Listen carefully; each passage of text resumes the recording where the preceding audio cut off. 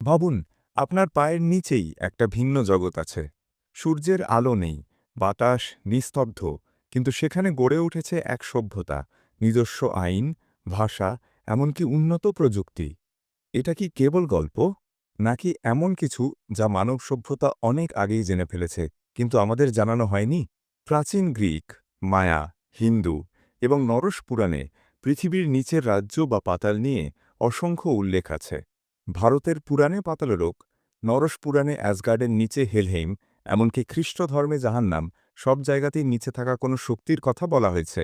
শুধু পুরাণ নয়, ইতিহাসের বিজ্ঞানীরাও এমন কথা বলেছেন। সপ্তদশ শতকের বিজ্ঞানী এডমন্ড হ্যালি বলেন, পৃথিবীর অভ্যন্তরে একাধিক স্তর থাকতে পারে যেখানে চৌম্বক শক্তি ভিন্নভাবে কাজ করে। অধ্যায় 2, নাসারও রহস্যজনক নীরবতা। নাসা কখনো প্রকাশ্যে স্বীকার করেনি যে পৃথিবীর নিচে কিছু অস্বাভাবিক আছে।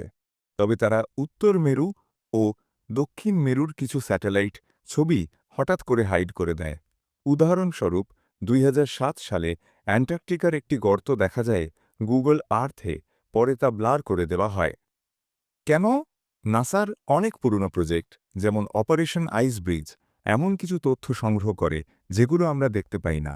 তাদের তথাকথিত নিখোঁজ ডেটা সবসময় পড়ে পৃথিবীর সবচেয়ে দুর্গম এলাকাগুলোর আশপাশে। একটা প্রশ্ন, নাসা যদি মহাকাশ নিয়ে এত আগ্রহী, তাহলে পৃথিবীর গভীর গহ্বর নিয়ে এত চুপ কেন? অধ্যায় 3, আধুনিক প্রযুক্তি ও তথ্যের গোপন খেলা। আজকের দিনে আমরা ভূগর্ভ স্ক্যান করতে পারি। সিসমিক ওয়েভ বিশ্লেষণ, ভূগর্ভ প্রবেশকারী রাডার, এমনকি ড্রোন ভিত্তিক সোনার সিস্টেম, সবই আমাদের হাতে। তাহলে এখনও কেন আমরা নিশ্চিত হতে পারি না ভেতরের স্তরে কি আছে? 2014 সালে রাশিয়ার একটি গবেষণা সংস্থা দাবি করে তারা সাইবেরিয়ার গভীরে একটা কৃত্রিম গঠন খুঁজে পায়, যেটা প্রাকৃতিক নয়। যুক্তরাষ্ট্রের ডারপা বারবার গুহাভিত্তিক সামরিক মহড়া চালায়, কিন্তু কখনোই কারণ ব্যাখ্যা করে না। কি এমন আছে সেখানে যা আমরা জানতে পারি না? অধ্যায় 4, পৃথিবীর নিচে প্রাণের সম্ভাবনা। এক গবেষণায় বলা হয়, পৃথিবীর অভ্যন্তরে থাকা প্রাকৃতিক চাপ ও তাপমাত্রায় জীবনের জন্য প্রয়োজনীয় অ্যামাইনো অ্যাসিড তৈরি হতে পারে। এমনকি নাসার গবেষণাও বলে, পৃথিবীর নিচের স্তরে চরম পরিবেশেও প্রাণ টিকে থাকতে পারে। ডিপ বায়োস্ফিয়ার নামে এক তত্ত্ব অনুযায়ী পৃথিবীর ভেতরে প্রায় 12 কিলোমিটার নিচে জীবাণু এবং এক ধরনের প্রাচীন এককোষী প্রাণ এখনও বেঁচে আছে। তাহলে প্রশ্ন, যদি জীবাণু বেঁচে থাকতে পারে, তবে বুদ্ধিমত্তা সম্পন্ন প্রাণী বা সভ্যতা থাকতে পারে না কেন? অধ্যায় 5, ষড়যন্ত্র, রহস্য আর বাস্তবতার দ্বন্দ্ব। নাসা হোক বা জাতিসংঘ, কোনো সংস্থাই অ্যান্টার্কটিকার কিছু জায়গায় কাউকে প্রবেশ করতে দেয় না। 19 শতকের 59 সালে করা অ্যান্টার্কটিক চুক্তি অনুযায়ী বিশ্বের কোনো দেশই সেখানে সামরিক ঘাঁটি বসাতে পারবে না, তবে গবেষণার নামে কিছু কিছু নির্দিষ্ট এলাকা ব্লক করে রাখা হয়।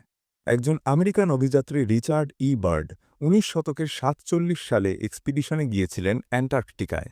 ফিরে এসে তিনি বলেন, আমি এমন এক জায়গায় গিয়েছিলাম যেখানে ভেতর দিক থেকে আলো আসছিল এবং সেখানে অদ্ভুত প্রাণী ছিল।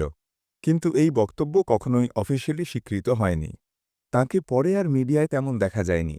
শেষ অধ্যায়, ভয়ঙ্কর যুক্তিনির্ভর 5টি তথ্য। 1, নাসা তাদের অধিকাংশ ভূগর্ভ গবেষণা প্রকল্প মিলিটারি রেস্ট্রিক্টেড ট্যাগ দিয়ে লুকিয়ে রাখে।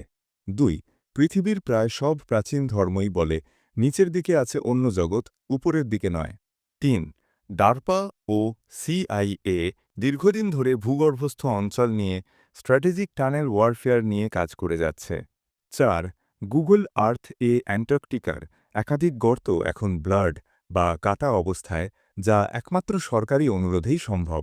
5, নাসা বা জাতিসংঘ কখনও অ্যান্টার্কটিকার সব জায়গায় মানব বসবাস পরীক্ষা করে না, কারণ তারা জানে কিছু জায়গায় হয়তো আগে থেকেই কিছু বসবাস করছে। শেষ কথা, এই পৃথিবী যতটা সরল মনে হয় তা কিন্তু আদৌ নয়। মনে রাখবেন, যে রহস্য মানুষকে ভয় পাইয়ে দেয় সেটাই সবচেয়ে বেশি সত্যির কাছাকাছি।